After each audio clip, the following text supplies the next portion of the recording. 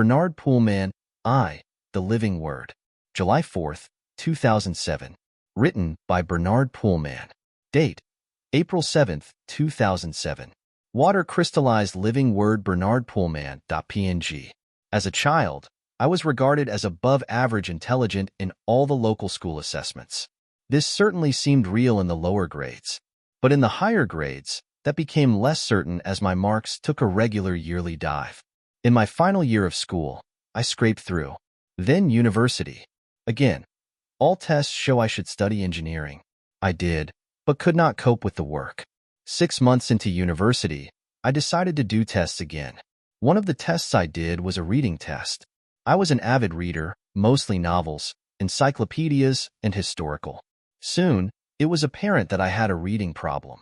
Interestingly enough, that also influenced my ability to answer questions and writing letters. More interesting was that the reading problem was vocabulary specific.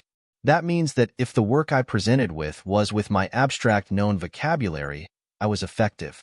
When it entails new vocabulary, I started guessing or would become a blabbering fool. I did a reading program and changed my major to law. Immediately the improvement was visible. That though was not the final lesson to learn at varsity. In my final year of law, I was finishing in contractual law. When I failed it the 9th time, the professor called me for a consultation. We had a disagreement. I was answering the paper according to my insight and understanding, as an application of the law. He said that if I do not give the answer according to the knowledge and facts he gave in class, he will fail me. I had no choice but to agree and please the professor. Hence, I passed and was awarded a law degree. I was curious, though. In the expansion of my reading abilities, I noticed that I became defensive and agitated in any discussion involving vocabulary that I haven't lived and become totally. I tend to land in hot water if I am in discussions where knowledge is used by me and the person communicating with me has actual experience. This became a fine line, and I decided to stretch myself as vocabulary and make sure I actually experienced and lived the words practically in this world before I present myself as effective. Obviously, a few points became clear. If I am not absolutely honest with myself and my experience, I fall on my face in the words I live in my world, and I am forced back to the drawing board to assess where I missed the boat of self-expression. This became a lengthy process of trial and error. In this process, I discovered forgiveness. This is another story, and discovered in one moment that I could write in amazing ways, like the flow of sound as living water. In exploring this, I discovered another curious thing. The reading problems I had was not unique. All of humanity had this. It was the basis of our fears and judgments, our afflictions and anxieties. We were living words and vocabulary according to the way we were taught, and never actually really became the words we lived as an expression of ourselves. I explored this and discovered that our words and the definition we gave it became a part of our functional DNA, as it expresses into the plasticity of our cells and crystallizes as water crystals in our cells as shown by Emoto. We, as life, then holographically express ourselves through these crystals, and reality becomes equal and one with the meaning we have become as the words we have accepted ourselves to be. In finding a solution for this expression dysfunction that is affecting the whole of humanity, I found that a baby in its first few years learns differently to a child at school or an adult in this world. The baby learns at quantum speed, as if there is no time, like in heaven, and more than 70% of all behavioral and personality functions will be part of the personal development by the age of 7. Imagine the consequences where dysfunctional behavior or personality disorders were copied in the original basic foundation phase of a child. Fascinating. The problem and the consequences of this was not understood by humanity, and in most cases unbeknown to all, used in an unconscious compound way to harm and control each other. No effective answer was possible from the vantage point we were looking at ourselves. In essence, man was in a trap, powerless, and on the road to eventual self-destruction.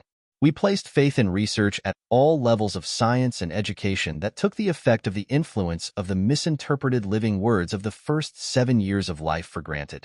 Where we were looking for our world problems anywhere but where we created and allowed it in ourselves, as ourselves. In essence, we were the problem.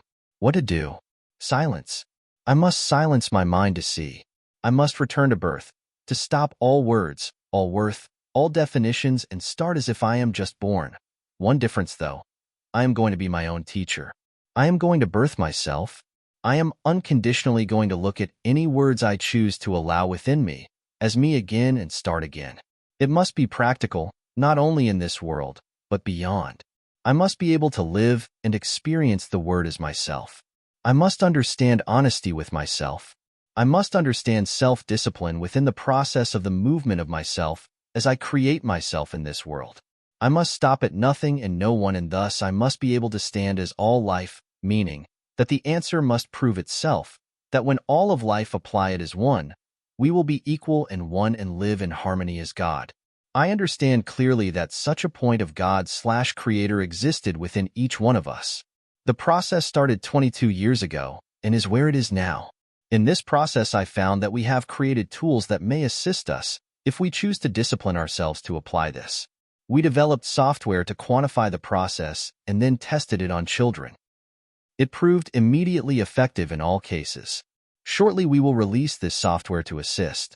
In the software, we present words at the speed that the natural learning ability we all have is the only point that we are able to assimilate this.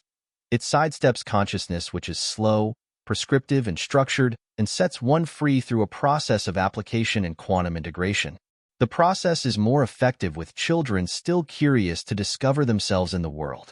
Adults normally must make a dedicated choice to apply themselves for at least 7 years to recreate their former years and rebirth self in conjunction with forgiveness. I recommend this application for all.